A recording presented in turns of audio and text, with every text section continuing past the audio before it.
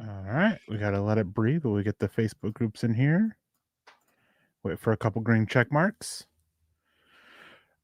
All right, they're spinning. There we go. Welcome into another episode of the Dev Valley Deep Divers. I am your host, Erick, and joining me tonight is Carl Dumler. Carl, my man, how are you doing on this fine Friday night? I'm doing great, man. It's like I said, it's Friday. I gotta love the weekend coming around, and Bronco football going to be coming up actually early morning. It's kind of weird. I'm going to be working, unfortunately, so I'm going to have to watch it later. I'm sure during my work, I'm going to be getting lots and lots of messages from you guys, like, "Oh man, I can't believe the Broncos did this and this and this," and I'm just going to feel this buzz going off the entire time I'm preaching on Sunday. But hopefully, it's good news. Yeah, I mean, it is a early morning game. It's like 5:30. I had to double check the time. It's like 5:30 in the morning for me. I am not looking forward to that. Granted, I'm up at that time anyways. That's what time my wife leaves for work, so I get up and say goodbye to her. But it's different when you can wake up, say goodbye, and then go back to sleep. I got to wake up and then stay awake at that point. I want to say thank you for joining us. Lance is obviously not here tonight. One of his kids is back healthy and able to go play football, and he's playing his first game back from being hurt tonight. So Lance took the night off to go do that. It's a shame, but that's okay. We don't need another week of Lance predicting a 100-yard rusher for the Broncos. Okay, but it's good. Mark that off my list. It's good to have you. I'm glad you could fill in. And this is a exciting game to talk about, not necessarily because of who they're playing, but because of the game that they're coming off of against the Philadelphia Eagles, how they managed to beat that. Although maybe it's not as, big of a win as we felt it was after watching last night's game, but it still was a tough win. And going into it, teams were on the road prior to traveling to London the week before. They were only 2-14. So Denver managed to overcome the bad history of traveling teams before going to London, as well as their own history of 101-112 when on the road, trailing by 14 or more points going into the fourth quarter. It was a great turnaround, but it has me excited for this Jets game because this is a bad Jets team. And if Denver can, stack a third win in a row, it really puts them in such a good spot for what they have coming up on the schedule. Yeah, and I don't read too much into, especially like Thursday night games. Yeah. They're always so weird. And they were missing Jalen Carter. He played against the Broncos. Quinyon Mitchell got hurt early. That's their two best defenders. And all of a sudden, Giants can play offense. And it's, that helps where the Broncos didn't have that. Broncos were also coming off a Monday night football game, short week, then traveling to London. They don't lose in Philly very often. And then this one was on the road in New York. So it just, like I said, it's very different situations. I don't read too much into that. Philly's still a great team, going to be a playoff team. I don't know if they're Super Bowl caliber this year. I think there's a few things missing. More offensive coordinators not doing a whole lot of great things for them. I was listening to Drew Brees talk earlier, I think today, and he was like, that is the most boring offense to watch. They just don't do anything that makes you go, oh, wow, we got a plan for this. And so, maybe that help the Broncos out, whatever. But more than that, the offense and the way that they were able to come alive against a very good defense and put up some really nice points. Like I said, end of game situation where the Broncos have struggled and now coming to the Jets, a team that I would say their 0-5 record is a little deceiving. They've taken some pretty good teams to the very end and probably should have beat Pittsburgh week 1. I'm trying to think who else they played that actually made it a pretty close game. And then, like the Giants the next week. Giants are just so up and down. Yeah. They can beat the undefeated Chargers and then lose to the Saints. Bad. They lost to the Saints really bad in that game. And then they come back and beat Philly. So it's one of those games. It could go either way, I think, because it's a home game for the Broncos. I think they've got a good chance. But anyway, we got lots to talk about. I'm kind of going all over the place here because we just have so much going on with Broncos right now. Yeah, and then that Giants game, it's the week of the meet and greet. I can't believe we are just a little over a week for this. I leave a week from tomorrow is when my traveling starts. And I'm super excited for the Giants game because the way the Giants look, but we got to get through the Jets first. But before we get into breaking down this Jets game, got to say hello to some people in the chat. We have Max coming in saying, evening Broncos country. Todd also coming in saying, hello, Broncos country. David Papa McElroy saying, good evening, Broncos country. Hashtag 11 and 6. Pearl Heater saying, hi, all. Camden saying, what's up, Broncos country. We've got Out of Sight Sports saying, Broncos country, let's ride. Makes me feel dirty saying that with Russell Wilson. It's all been so that. long. Kevin coming in saying, go Broncos. And we have Zachary coming in. Zachary Hintz coming in saying, good evening, gentlemen. Hope your night is going well. Just want to ask your thoughts on how Denver will do against the Giants based off last night's game. Well, there is a lot in the Giants' favor. They get that mini bye week. They're not having to travel back from London. They're playing good football all around. Denver just lost a key on the offense with Ben Powers. He's going to be out until December. Hasn't been placed on injury reserve yet, but I guess that's expected to happen tomorrow with activating Malcolm Roach for this. So there's a lot going in the Giants' favor. I still think there's a lot of issues with this Giants team that Denver can exploit, and there seems to be some issues with the head coach right now. There is a possibility, I guess, of him being suspended. I saw somebody talk about that today because he went over to the blue medical tent when I believe Jackson Dart was getting evaluated for a concussion. And there's been some speculation that he kind of may have influenced the decision to clear Jackson Dart or not. And I just saw an announcement today that there's a investigation being launched into it that might result in a suspension, or something to that effect. So it is a lot into it, but we will have all of next week to talk about it.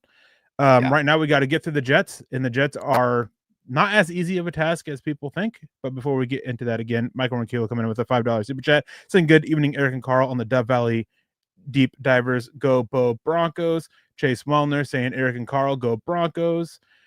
Eli Garcia saying, go Broncos. String Guy, hi guys, good game tomorrow morning. Illinois versus Ohio State should be a fun game to watch. Ohio State ranked 1, Illinois ranked 17th. Talk to me about college football in January. I'll start scouting guys here probably at the end of this month, but I don't like college football really. Roy Osmond saying, I'll be there, Eric and Carl. Can't wait to see you guys. Can't wait to meet you. I know there's quite a few people who are making it this year that haven't made it before, and that has me super excited for it, to meet everybody and put faces to the names. And Patrick Grant saying, Broncos AFC West champs. Let's hope so. The door is opening. The Chargers are dealing with a lot of injuries on their offensive line, and with Justin Herbert's injury history, maybe he doesn't stay healthy throughout the season. That can help open the door. The Chargers are also about to hit the tougher part of their schedule with some of their games coming up, where the Broncos are hitting hitting their stride with a little bit of easier games, I should say. Plus, they still have one more where they can tie that head-to-head matchup 1-1. Still a lot of football left to play, only 5 weeks in, but the door for the division is still open. Maybe not as open after losing the first game to the Chargers, but it's still open. But, of course, again, you got to stack wins together. It all starts with the Giants game. And before we get into this, just going over the injury report real quick. Obviously, Ben Powers, he will be out for this game, whether he's placed on injured reserve tomorrow or not. Expectation he is. Malcolm Roach is questionable, but he has to be activated off of injured reserve before he can play.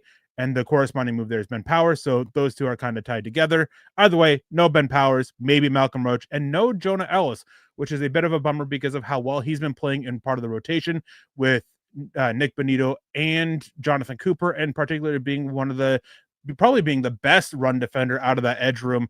And then on the Jets side of things, two guys are out, Michael Carter, Alan Lazard. Both of them we knew about. They were said to be out by the coach on Wednesday, I believe when he came out and said that they will be out for the game.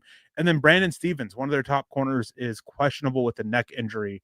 So both sides are going to be missing a couple key players, but I think Denver's loss on the offensive line with Ben Powers and the loss of Jonah Ellis might be a little bit more harmful with where the Jets' strengths are, both on offense and defense, because Ben Powers, despite a lot of hate that he gets from Broncos country, he has probably established himself as a top 5 pulling guard in the NFL, especially this year. The Broncos have astronomically better EPA. I can't remember exactly what it is. It's almost 10 points higher of an EPA on runs where Powers pulls compared to when he doesn't. So that is a big loss for them, especially when you have Quinnen Williams in the middle. And then Jonah Ellis, the Jets rushing offense is no joke. So losing Jonah Ellis, who does so well against it, is obviously a loss. Yeah, they're definitely going to miss those two guys. I mean, Q Robinson finally going to get a chance to possibly be activated for this game. So get a chance to see the rookie and what he can bring to the table. But Jonah Ellis has been proven there'd be a lot of teams he'd probably be starting on with the way that he's been playing. And so can't overlook what that can mean when you're talking about the rotation and this pass rush. You know, somebody asked that question earlier of what about the Giants. One of the big advantages the Broncos have is that Jackson Dart takes a lot of sacks. He holds on to the ball. He plays a lot of hero ball. And when you got a pass rush like the Broncos, that could be a fun one. But you need Jonah Ellis back for that too. And so hopefully it's just a 1 week injury. Come back, be fine. We'll have to see how that plays out. And Ben Powers, I mean, I like the offensive line depth. I think that was one of the fun things to watch in preseason this year, is that when the second unit came in, they did great. Yeah. They really looked strong. And I know they were going against backups, but there's a lot of preseason games that you watch where the offensive line is just abysmal. And I mean, guys are just running through free, miscommunications left and right. And you can tell that the backups here in Denver have been really well coached. They understand what they're supposed to be doing. Have we heard who's for sure taking over? Is it Matt Parrott for sure? Or I believe the expectation is still Matt Peart, but Sean Payton is still doing his coyness of "we'll see." I believe that was the comment when on Wednesday he was asked about it. He's like, "We'll see," but the belief is Matt Peart. Again, I talked about this on Wednesday. Alex Palczewski has 2 snaps on the left side in his NFL career.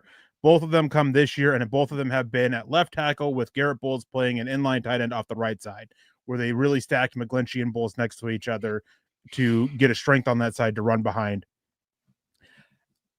And Sean Payton's talked about it before a couple times. I think he talked about it this preseason, and I know he talked about it 2 or 3 times last year, that sometimes offensive linemen are more comfortable on one side and that they try to coach that. And when you look at Sean Payton's career, he's typically had that backup on the left side, the backup on the right side. I believe that it'll be Matt Peart starting at left guard, just because he has been that backup on the left side in preseason. He was the backup left guard. And if you put in Palczewski at left guard, well, then you're now creating 2 moves, because now you need Matt Peart to step in and be that 6th offensive lineman that they've been using so much.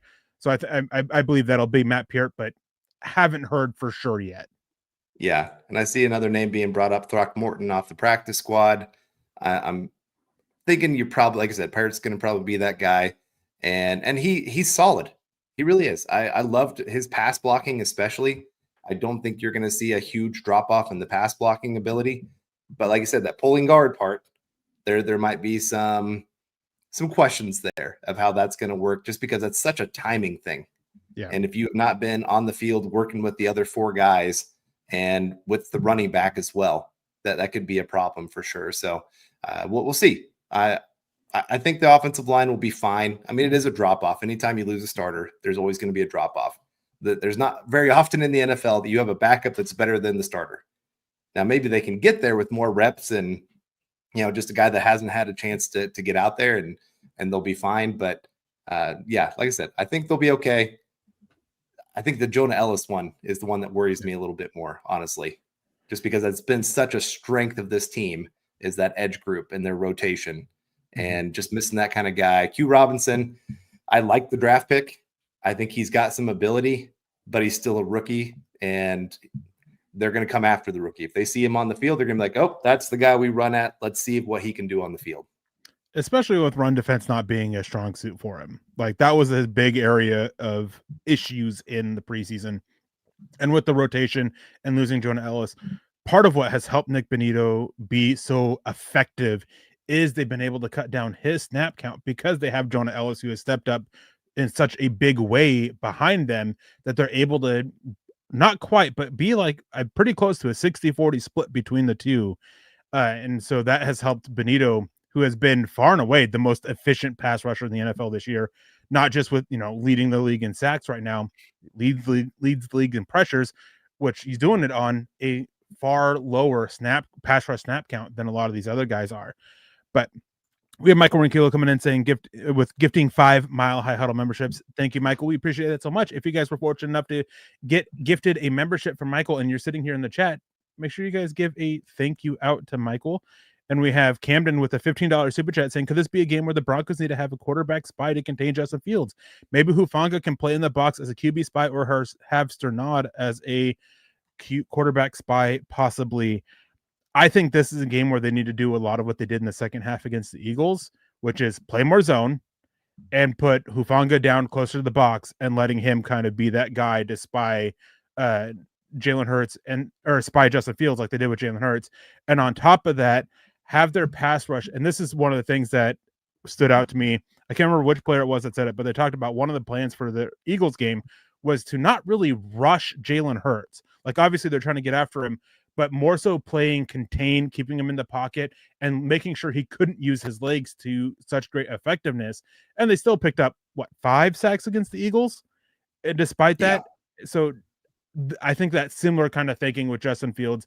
Obviously, you still rush him, but you don't do so where you lose gap or get lane integrity, where you don't open up the lanes for him, where you're staying disciplined and keeping those running lanes shot and forcing things out for him to get outside of the tackle if he wants to use his legs, and just make him uncomfortable.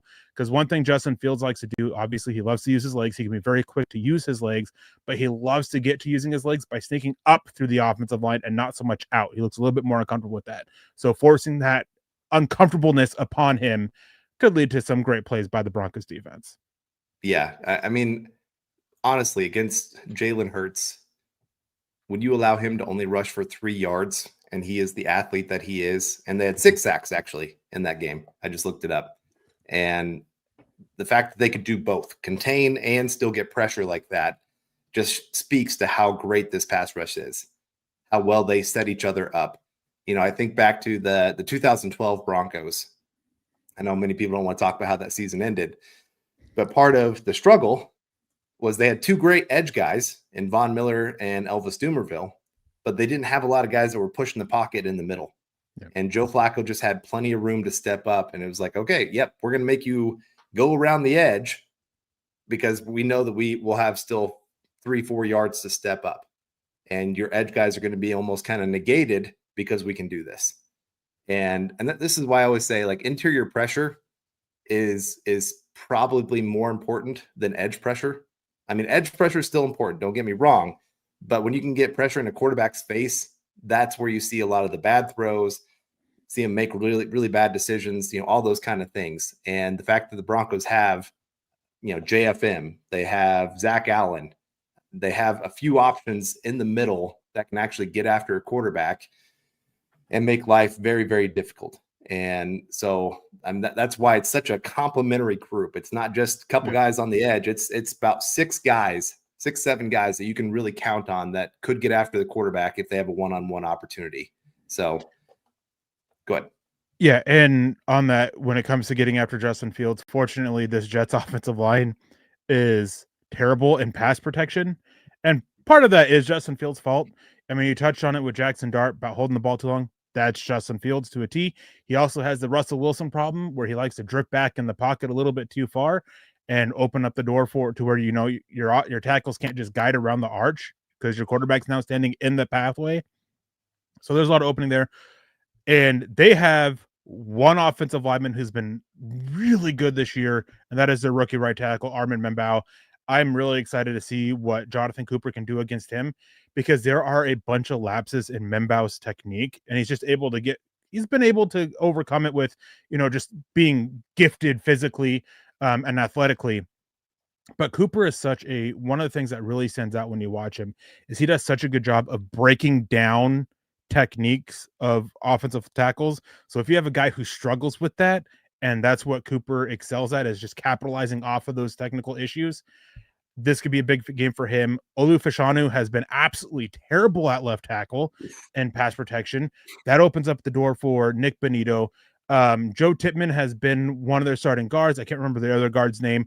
Both of them have really struggled all season long, and their center hasn't been any better. So John Frankenmeyers, even DJ Jones, Zach Allen, they all, and Malcolm Roach, if he gets activated for this, they can all have a big day with getting pressure off the quarterback.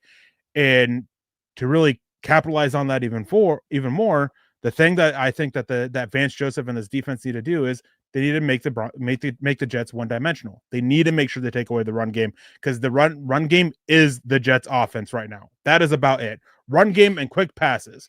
And you know what? If you can take away the run game and you can force them to be one-dimensional, you can live with giving up those quick passes. You can live with forcing them to be a dink and dunk style offense, right? Because of how exceptional you've been in the red zone. That needs to be the focus for me for Vance Joseph. Force them to be one-dimensional. Take away the run game. Breece Hall has been a threat. He's been one of the better running backs.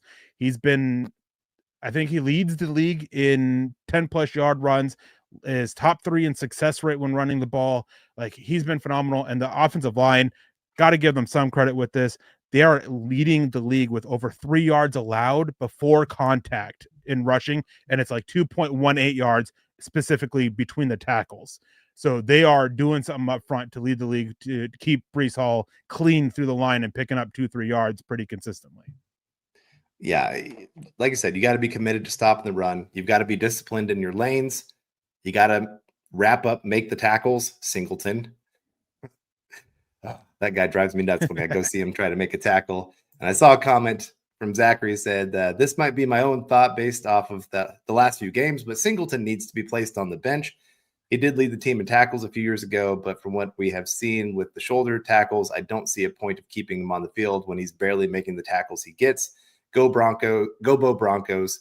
And yeah, I mean, he's still always going to get a lot of tackles, but they're not quality tackles. You know, I remember there's a linebacker for the Broncos a while ago that like led the league. I mean, this is like back in the early 2000s, and he was close to leading the league in tackles. I think he was top 3, but every one of his tackles were like 5 to 7 yards down the field. And it's like, that doesn't help the team. Like, that was a positive play for the offense. You're not getting downhill. You're not making an actual run stop. And Singleton, it's such a feast or famine. Like, yeah, there's going to be some negative plays that he makes, and people are going to look at those and go, oh, wow, look at him. Look at what he can do. And look at all these tackles he's getting on the field. And then there's going to be a lot of plays where he's completely out of position. He still might go make the tackle, but it's already too late at that point. And so, yes, my hope is when Greenlaw finally does get healthy, that the Broncos make the right choice to leave Sternad on the field and replace Singleton with Greenlaw. I don't think that's what will happen. You know, Singleton is well loved in that organization. He was a captain last year. He's making quite a bit of money. It's hard to put that much money on the bench, but at this point, he really is the true weakness. Like if I had to look at the 22 starters, offense, defense, where would you rank Singleton? Dead last, maybe second to last over Luke Wattenberg. Like bottom 2, like easily. Yeah, yeah. That's exactly where you're at. And so when he is that kind of weakness. And I do think that the Broncos have been trying to look at some linebacker help, and it looks like there's going to be a lot of trades coming up. Maybe the Broncos get in on one of those linebackers. And maybe the Broncos, by the end of this, they replace both Sternad and Singleton and just go like, neither of you are worthy of being a starter at this point. I do like what Sternad's been able to do. I think he's been at least an average starter. I don't think he's been a quality starter, but for a guy coming off the bench, it's about all you can ask from them. And I don't think he's been a negative player, I guess I should say, at this point so far this year. So thankfully, Jets really don't have much that can they got a rookie tight end, I guess, that can attack, but I'm not too worried about him. He hasn't really done a ton so far this year. And like I said, if you can just really key in on the run, get a couple run stops, force Justin Fields to have to drop back in pass rush situations, you're going to have a lot of success. And like I said, make him march the entire field. Yeah. That's the big thing. Like, yeah, you can have them pick up a couple first downs. I don't think that they can go from, let's say, the 30-yard line, 10 yards at a time and go score a touchdown consistently. They might get one doing that, but I think you can easily hold them to 17 points or less, pretty sure. I mean, yeah, for sure. This defense can hold them to 17 points or less. And I believe in this offense to put up a lot of points against this defense. Yeah, this Jets defense is bad. And one thing, Bo Nix has been really bad against zone. And he hasn't been great against man coverage, but he has been better. And the Jets are predominantly man. And what's more is the type of man coverages that they've done when you split it, even when you filter it down even more. The type of man coverage they run, Bo Nix has absolutely excelled against going back to, starting last year. So that provides a great opportunity for him. And then there is a lot of familiarity between these two teams. They've played each other multiple times. Their top corner and Cortland Sutton, they've had 3 battles, and it's been a lot of Sauce Gardner, unfortunately, winning that. Sauce Gardner has only allowed 2 catches on 7 targets when matched up against Cortland Sutton. And this year he is matching up against number 1 receiver or team's top receivers over 50% of the time in all but 1 game so far this season. So he's going to see a lot more Cortland Sutton than he has in previous ones. And then on the other side of it, Patrick Surtain and Garrett Wilson, they've been pretty well matched. And both sides have had their wins. And Garrett Wilson seems to have elevated his play this year against man coverage. Normally he's been a little bit more, has struggled a little bit more with it. But he has been as close to perfect as you can be for a wide receiver.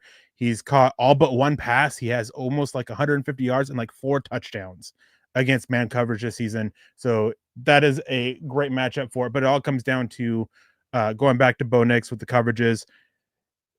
The New York Jets, they love to man blitz. And talking about Garrett Wilson being near perfect, Bo Nix has been near perfect when handling man blitzes. There is something about it. He's able to see it quickly. I was going back yesterday. I think I went back and I watched all of his plays again when teams sent man blitz against him. And there is something that he's able to pick up on pre-snap. He's able to see it. He adjusts the play and ends up being successful. So with the Jets who use that, I believe the 4th most in the NFL, there is a really big door open for Bo Nix and this Broncos offense to have a lot of success against this Jets defense, which has been absolutely terrible in coverage. Even Sauce Gardner, he's been really struggling this season, but they have been a good run defense. And that is led by Quinnen Williams and Jamie and Sherwood. And they are just doing so well up front against the run, but it's not translating over to coverage. They're not getting pressure up front. And without pressure, their secondary can only hold on for so long, and it's struggling. And Right. last thing on that with Sauce Gardner too, it's not that he's getting beat. He's allowing like 1.2 average yards of average separation. He's getting beat at the catch point. It's like they're specifically focusing on him being less physical because of all the penalties he's had throughout his career.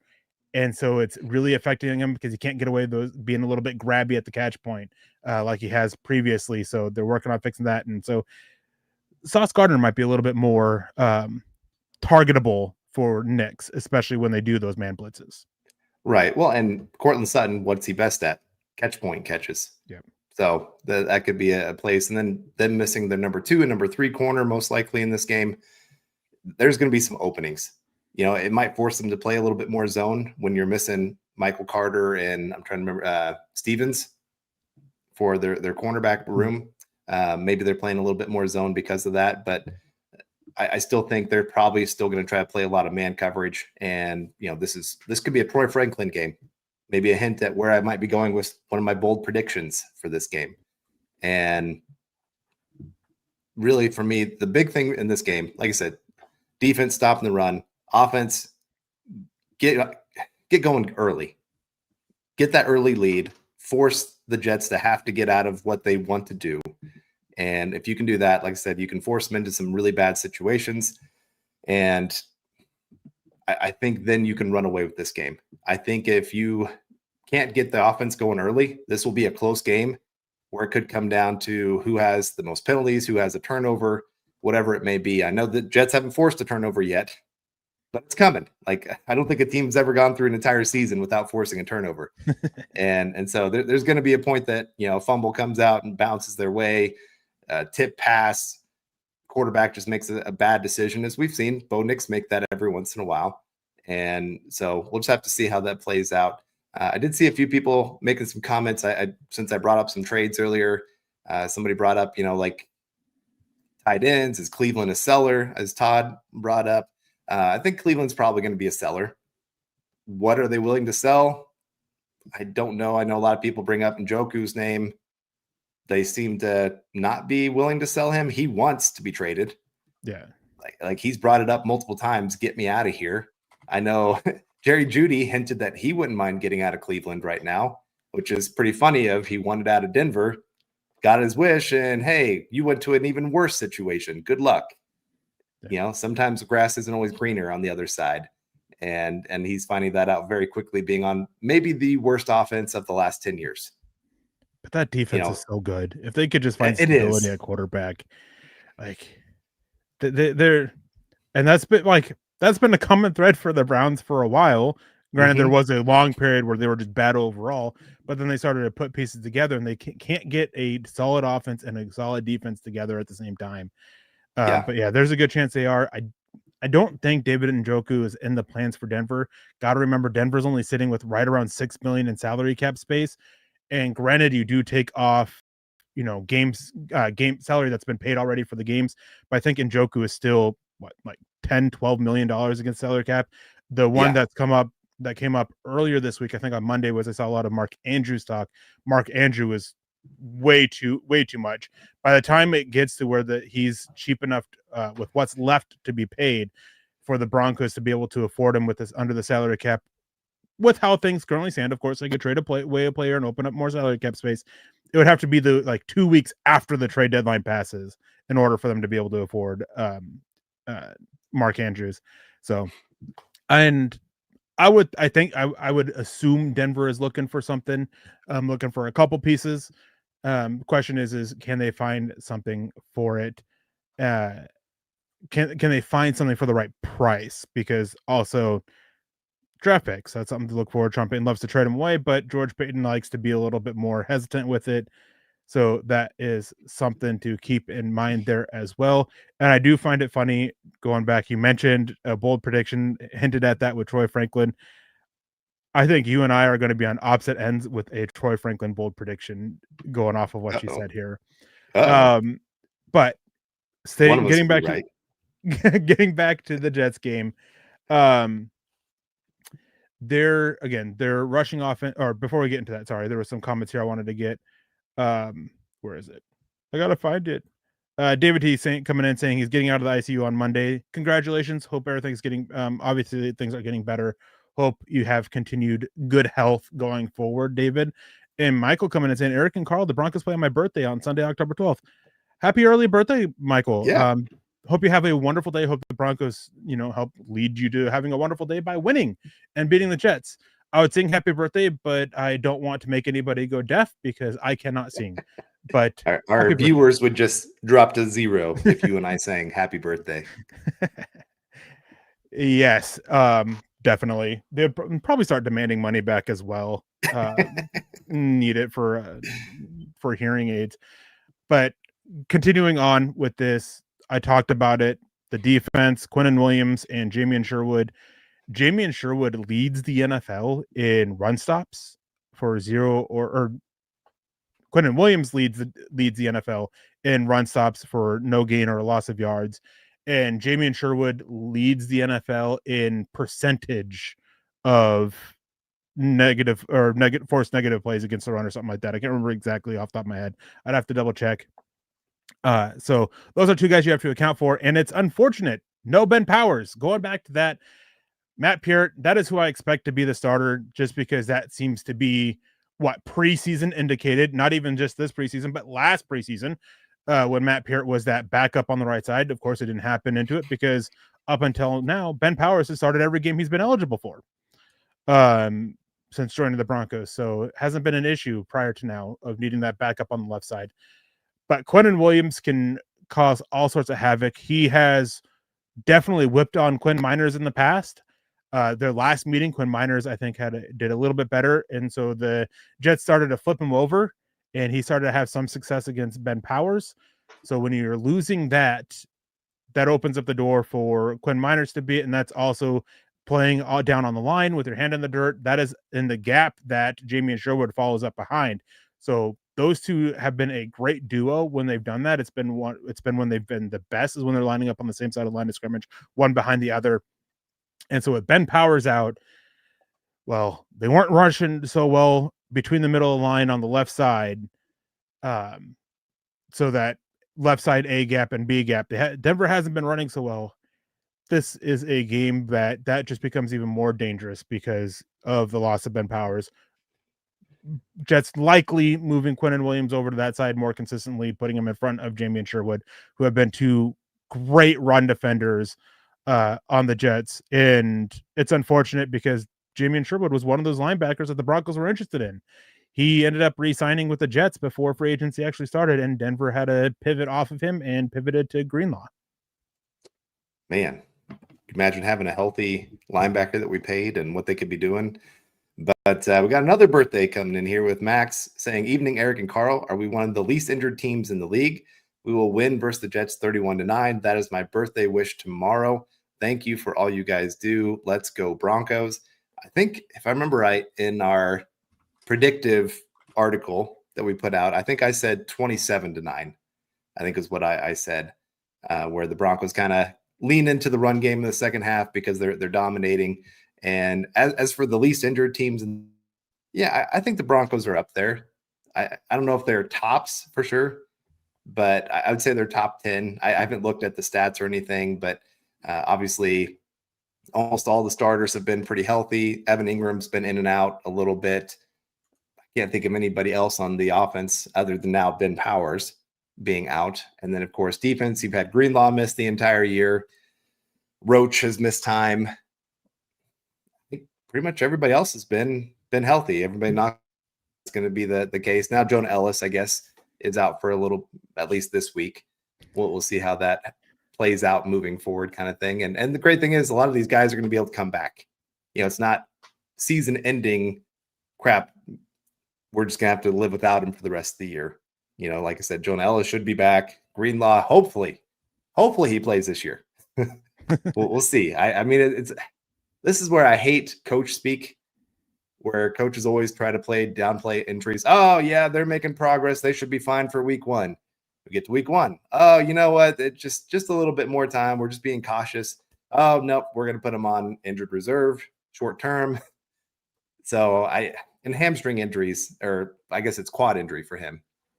Even, either of those. It's such a touchy thing where it'll feel better for a couple days. Maybe you test it out, run, and all of a sudden you have a setback. It's just those are very, very tricky injuries. I mean, the Patriots are running into that with is it Christian Gonzalez? Their cornerback? I think so. Yeah, he's been having a hamstring injury, and he re-aggravated it this last week.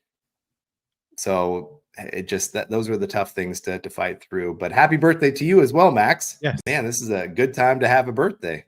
And even though Paul says he can hit mute and we can sing happy birthday, there's no guarantee everybody else will mute unless we. So how about we mute? Everybody mute and we'll sing happy birthday. All right. We'll just do that. There we go. We'll just mouth the words. Let's see here. Speaking of birthdays, it's been a long time since Denver's been able to have a game on my birthday, and we're getting to the point where with the quality of the team, it can actually happen. Not this year because my birthday is on a Thursday, but Denver, outside of, that final regular season game, Denver's at a point where they're playing more games in January to where they can actually play on my birthday, which is always nice to have. But we have Quentin Caldwell coming in with the $5 super chat saying, "Hey, everybody, I don't know why, but I'm having a feeling the Jets will get their first interception on us. Broncos just can't overlook the Jets." Yes, and this is my slight fear with this game. I think Denver should be able to go in and easily handle the Jets and walk out with the win really easy. My fear is that they're slightly overlooking the Jets and riding high after beating the Eagles helping lead to them overlooking the Jets a little bit, to where they come out, get punched in the mouth, and then don't respond very well to it. That is my fear with this. I think Sean Payton should have the team a little bit more focused in that, not like we've seen with some previous head coaches, Nathaniel Hackett for one. But that is my fear for it, especially with the Jets. They are searching hard for that first win, and they are trying to do something. And they've gotten close a few times this year. I think they're 0-3 in one score games, haven't been able to finish out. So they've been close. I don't want to say they're better than their record indicates, because this is a bad team, but they are a team that they're close enough to where a couple lucky breaks could be enough for them to walk out with a win against the Broncos, especially with the fact the Broncos have not put a complete game together yet this season, outside the Bengals game, which I'm kind of throwing out because of how bad the Bengals were, and the status of them with their team, both on offense and defense. And even then, I wouldn't say that was a real complete game. Yeah. And the Jets, like I said, it's tough to tell. Last week against Dallas, they were downright terrible. Like, the final score doesn't indicate how much of a beating that was. Yeah. Jets scored a couple points there at the end to kind of make it a little bit closer. But they took, like I said, Pittsburgh to the final little bit of the game. Probably should have won that one. I mean, just a couple bad penalties. I think they had a couple turnovers in that one as well, but still ended up 34-32. And then they took the Bucks down to the wire as well. They only lost by 2 in that game. So those are 2 playoff caliber rosters that they played really tough. And, Justin Fields, he's not a quarterback that scares me too much, but at the same time, if he makes a guy miss a tackle, he can take a 3-yard play and turn it into a 50-yard play. And as here, get a couple turnovers, those are the great equalizer. If they can get +2 in the turnover department, yeah, they've got a great chance to win this game. And, Broncos have been pretty fortunate not to have too many fumbles. Everybody knock on wood. Maybe this is that game where somebody has an inadvertent fumble. Maybe, I hate to say it, RJ Harvey, being a rookie, something bad happens where they give him a little bit more run in this one and try to see if maybe his speed can help get him towards the outside where they're getting away from a Quinnen Williams and a Sherwood and trying to use that to an advantage. I don't know. There's always those ways that there's going to be those games every year that you're like, how in the world did that team lose a game? Like, how did they lose against that kind of opponent? And I hope that's not the case for us. I do think, like I said, Sean Payton's done a better job keeping this team focused. Hey, we won in Philly. We're not going home. We're just flying over now. You guys aren't going to go home and party for the evening, and then we're going to fly over. It sounds like there's a pretty big party on the plane from what I understand. But, getting away from everybody, they're having their practices out in the middle of nowhere. So it's not like you can even go explore all over Europe and see those kinds of things. I know Sean Payton talked about it where he had one player try to sneak and take all the passports because he was going to take the players to Amsterdam. And yeah, that probably wouldn't have gone very well. And so thankfully they didn't end up getting to go do that. But I think he's done a pretty good job of keeping them focused. He's done a great job, as we saw last year, that the games that the Broncos should win, they won. That they destroyed opponents that were a lesser team than them. But at the same time, like I said, looking ahead to the Giants, now after their Thursday night game, you could be overlooking this game just a little bit. And that's all it takes. A little bump, early game where you get yourself in a hole. Special teams makes a mistake. Special teams hasn't been great for the Broncos so far this year. They cost the Broncos a game. You could say they're against the Colts. Mm-hmm. And they've allowed, I think it was against the Titans, they allowed a really big return. Yep. Lutz has been, I know he's only missed one field goal, but he has not looked sharp so far this year. His kicks are not like straight down the middle, perfect kick every single time. It's kind of going to the right, and that against the Eagles, like there was one heading straight right, and I'm like, oh my gosh, I don't know if the wind picked up and kind of brought it back or what, but it had a weird spin on it. So he's kicking a little bit weird. And so there's plenty of ways. I don't want to get to the 2 down part here, but the Broncos should win this game. They've got a very good team. They've got a very balanced both offense, defense. They can make life very difficult. Like I said, they've been great against quarterbacks that want to take off running. Nobody's had success against them so far. Yep. Jalen Hurts, 3 yards. I think he's actually the quarterback with the most rushing yards against the Broncos, 3 yards. Yeah. So Justin Fields will be a different kind of test, but I think they can handle it. And then real quick, we have Todd talking about trades. Another way to create money is you waive a contract or trade players to have some salary cap space created, but you're not freeing up a lot of money with that at this point. And restructures during the season, they're doable, but the Broncos have kind of exhausted themselves with their ability to restructure contracts. Part of that being a lot of new contracts. You typically don't restructure contracts within the first 2 years of the deal, either the year you sign it or the year after. Denver's already done that a couple times, and it put yourself in a pretty bad position with the contract. So that's rough to do. And then trading or waiving players, it's not guys that are making enough money to be a significant difference maker. I saw Todd mentioned Jaleel McLaughlin and Jaquan McMillan. Combined, you're freeing up $2 million in salary cap space. And it's actually less than that because they've had their 5 game checks for it for the game already, which balances out because whoever you're trading for, obviously they would have X amount of game checks at this point, 5 pulled out of their out of what their base salary is, or roster bonus, or whatever however the money is structured. So it doesn't really open up a lot of space to trade or waive players because it's not trading or cutting big contract guys, with the exception and the possible exception of Alex Singleton. That's the only guy that can make sense to be cut at this point, or sorry, to be traded at this point and to free up a large space, because you can't cut him because his contract guaranteed. Veteran contracts, they guarantee after the first week of the season if you're on a roster. His contract's guaranteed, so you can't cut him. You have to trade for him. And basically his value right now is a ham sandwich, which is that 2020, that 3 year down the road, 7th round pick conditional is about all you're going to get for it. So there's not a lot of options to create salary cap space once you get into the regular season. It is a little bit more difficult. Salary cap can't always be manipulated. Far easier to do that in the off season than it is in the regular season, though.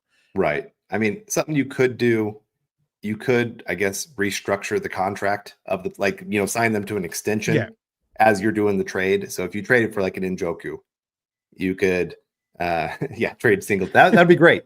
If anybody gave anything for him, that would be a big bonus to, I'd be like, George Payton, man, you are the man. You should win GM of the year just for that kind of trade at this point.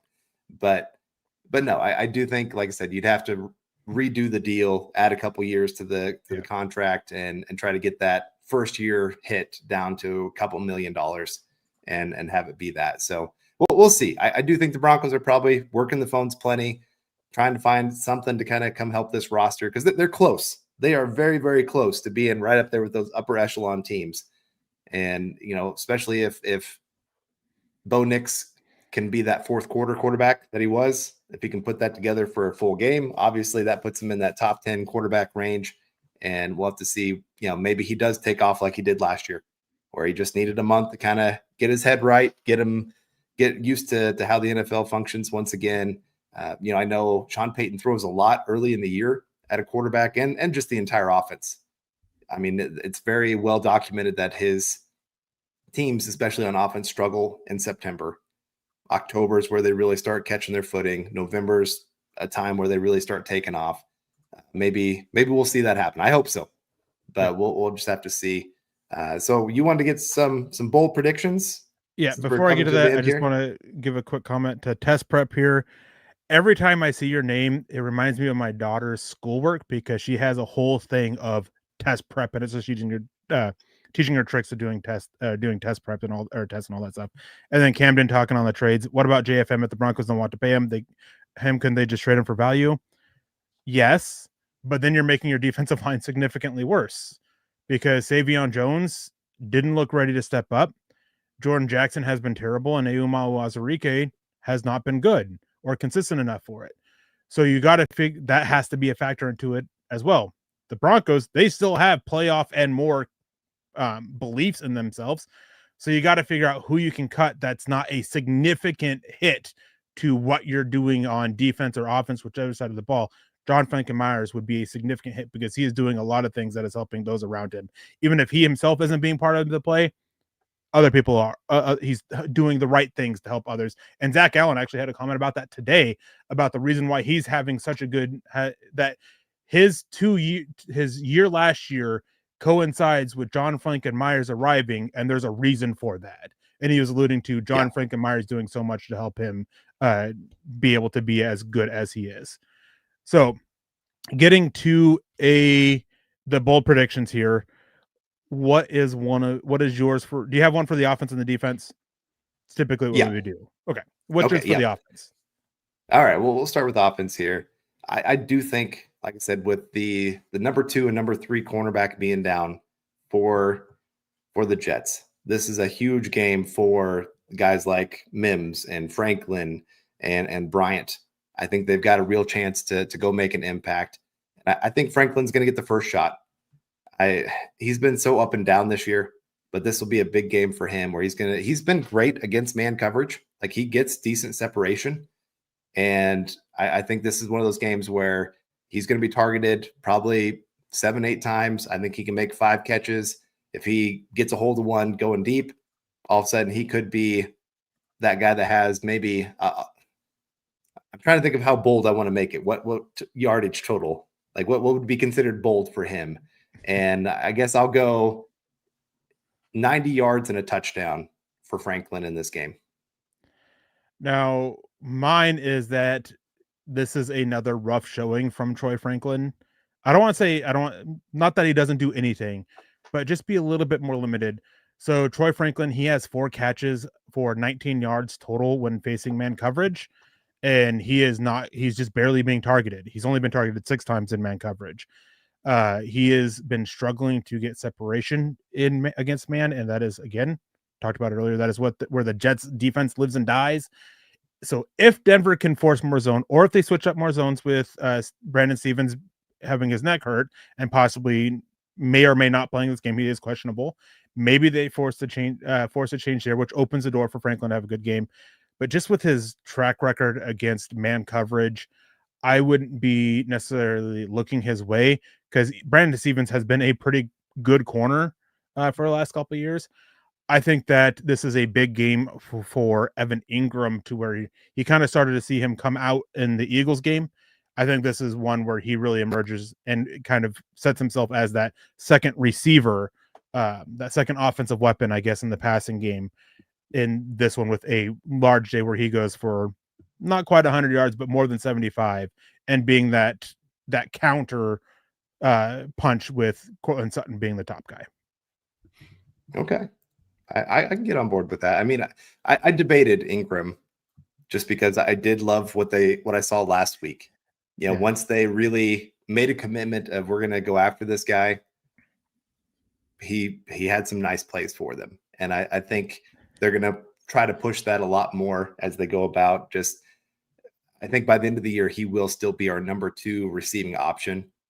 Yeah, I think he's a very good target. He's just not been getting the snaps because they've been focusing on the run game. They've been going a lot of big packages, and rightfully so. It's great that we're seeing Sean Payton willing to commit to the run game. Sometimes in the past he's forced the pass game. Yeah, and there's been a couple games this year where he's maybe gotten a little out of control with some of that. I mean, we saw, was it week 1 where there was like 18 straight passes? Now that wasn't all Sean Payton. That was Bo Nix changing the plays a lot. Yeah. And so I've got to make sure that's out there. But all right, so the defense, I'm going to say, I know this is a great rushing team for the Jets, but I'm going to say that the Broncos hold them under 100 yards rushing in this one. I think the Broncos are going to be so committed to that and just daring Justin Fields to have to beat him through the air. And I love, you're going to have, like I said, that matchup between Garrett Wilson and Patrick Surtain. I think Surtain's going to be fine there. I like our cornerbacks against all their other wide receivers. So I think you can play some man and really commit to the box, those 8-9 guys, and just trust that that's going to hold up well. And so, like I said, I think they're going to really try to force it, that you're going to have to beat us over the top And Justin Fields just doesn't have that ability at this time. And so that's where I'm going to be. Bold prediction, under 100 yards rushing in this game. Now, every week I do an article, 5 bold predictions, and I always try to go different in the ones that the one I give on the show than I do on that. Which article's not out yet. It comes out, I believe, tomorrow. Make sure you guys check it out. I have my key matchups coming out. I believe the one for the defense is already out on milehighhuddle.com. Make sure you guys check it out. But mine for the defense, I am going to steal it from this because it also coincides with yours. I think that they forced Justin Fields to pass it over 40 times because I think they focus on stopping the run. And they've not only that, but the Broncos get out to an early lead and force it to where you can't really run the ball. You got to go for those big plays to get back in it. And that I didn't mention my score prediction earlier. I have Denver winning this 38-9, I think is what it is. I don't have it being close. I think Denver is going to use that Eagles game, and instead of using that and riding high, I think they're going to use that as a focus and build off of that and really put together a clean game and a complete game all around. So I think that they force Justin Fields to throw the ball over 40 times, or the Jets quarterback over 40 times, I should say, because Justin Fields, he's been a little bit dinged up already. And I know one Jets reporter was talking about how he was caught limping after practice yesterday, I think is when it was. So I don't remember if he's on the injury report or not, but he's definitely seeming like he's a little dinged up. Knee. Yeah. He's been in full practice all week, but he's been dealing with a knee injury on the injury report. And yes, I'm pretty sure it was yesterday he was caught limping after practice. So if he comes out, then Tyrod Taylor being forced to complete that. So more than 40 passing attempts against the Jets from the Jets quarterback in general for that. Any last thing you want to talk about, Carl? Yeah, well, I would say if the Jets have any chance of winning this game, Justin Fields has to have less than 25 pass attempts in this game. Yeah. That's the number he's got to shoot for. It's got to be the old Seattle Russell Wilson, where you hope that he can complete about 17 of 22 passes. And, he makes maybe a magical pass at some point that really opens things up, but you really lean into the run game as much as you possibly can and just let his legs open up either a pass play or run down the field.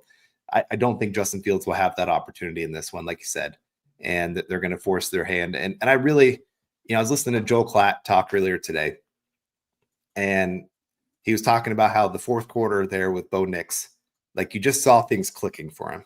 Like he just looked like he was seeing the field differently than he did earlier in the game. And, he talked about how when he was in college, there was a moment where it just hit him like, I belong here. He made a throw in practice, and one of the coaches came up and was like, man, that was perfect. And it was just that moment where he's like, oh, I can do this. And I just feel like that was one of those moments where it's such a confidence booster for Bo Nix, especially just those late game moments. He's been close, and sometimes the failures have not been his own, where missed field goal against the Chiefs, like that could have been one of those moments where it's just like, bam, look at this, welcome to the NFL, this guy belongs. And unfortunately, field goal blocked. You think about the Bengals game, 2 late fourth quarter touchdowns to get that game back tied up. Really wish the Broncos would have gone for 2 in that one with how the Bengals were playing, on offense. Man, you don't give them a chance. And but I wonder if that played into the decision against the Eagles. Did. Sean Payton actually talked about it, and he made a comment about how that Cincinnati Bengals game, not going for 2, sat on his mind and influenced his decision to go for 2 against the Eagles, which is what I was going to bring up. So that still sat on him. That was still a major coaching blunder. I will never not forgive Sean Payton for not going for 2 in that situation. And then String Guy coming in saying turnovers are the Jets' only hope. I wouldn't say turnovers specifically, but the Broncos shooting themselves in the foot. Turnovers, stupid penalties, which the Broncos have been doing all season long. Stupid communication errors. The Broncos shooting themselves in the foot enough is the way the Jets win. Put it differently, I don't think the Jets beat the Broncos. I think the Broncos can beat the Broncos for the Jets, if that makes sense. That's where I think the Jets' chances lie. But I think that's going to do it for us. But before we get out here, I do have some quick matters of business to go through. as you guys can now see scrolling across the bottom of your screen, you guys can become a member at youtube.com/@MileHighHuddle, where you guys can get access to all sorts of exclusive content that we have already, including Kelberman's Corner and Broncos Book Club and some other stuff that's in the work, although it may not be until after the season's over. You guys can also subscribe, like, and share. It takes only a matter of time. It's a good way to just help spread the word and help us fight the algorithms that are ever changing, especially on Facebook and YouTube, that are ever being so frustrating for us. You guys can also take a matter of time and go over to Spotify or Apple Podcasts or wherever you happen to be listening to this after the fact and leave a 5-star review for a chance to win some gear, not swag. I hate saying swag every single month. You guys can also follow us on Instagram at Mile Huddle with an underscore between Mile and High and Huddle. And if you guys are able to do so, especially with the holiday season coming up, which you guys are going to start seeing boxes stack up behind me more and more as we do our holiday shopping for like 30 people. But you guys can go to mhhmerch.com to get your gear on, not swag. Again, I hate saying swag, where you guys get hats like the Dove Valley Deep Divers in the building for Broncos One or Broncos for Breakfast or Huddle Up or Orange and Blue View or whatever. All the stuff for every single show, and not just hats, but mugs and shirts and stuff like that as well. You guys can also follow us on Facebook at facebook.com/MileHuddlePod and facebook.com/MileHuddle, where you guys can get access to all of our written content as well as being part of the wonderful Facebook community that we have built up over the last 11 years, 12 years of doing this. You guys can also follow us on Twitter, X, whatever you want to call it, at MileHuddle, at the MHH Pod, and at DVDD_pod. Thank you guys for tuning in on this wonderful Friday night. Before we get out of here, Carl, any last words? No, I'm just excited to go watch the game. Like I said, I won't be able to watch it live. I told my daughter I might have her have the phone in the pew and like be giving me thumbs up or thumbs down. But no, I'll watch it afterwards and excited to hopefully see the Broncos 4-2, maybe even winning the division after this week. I doubt it because Chargers playing the Dolphins. They should win that one. But if anybody saw the starting offensive line for the Chargers in this game, good luck, Justin Herbert. Bobby Hart is starting, and I thought Bobby Hart's been out of the NFL for like 4 years. It's not good. It's not good. So Justin Herbert might not make it through the game. We'll see.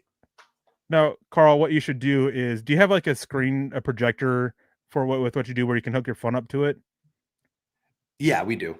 You should do that and just put on the group chat and just let that play through, and you can follow the game through our messages. Because that won't get you in trouble at all. No, not at all. No bad things in our chat ever. No, we're perfect little angels in our group chat there. But Carl, I want to say thank you so much for joining us on this Friday night, taking an hour out of your time, and for coming in and joining. I can't believe that here in just over a week we'll be together in person, just like it was always meant to be. But unfortunately, Nick will be there as well. No, it's always a great time at the meet and greet and having that night before with all the staff guys. I'm really looking forward to it this year. So can't wait to see you in a little over a week. Can't wait to have a wonderful time at the meet and greet. But before we get to that, we got to watch the Broncos beat the Jets.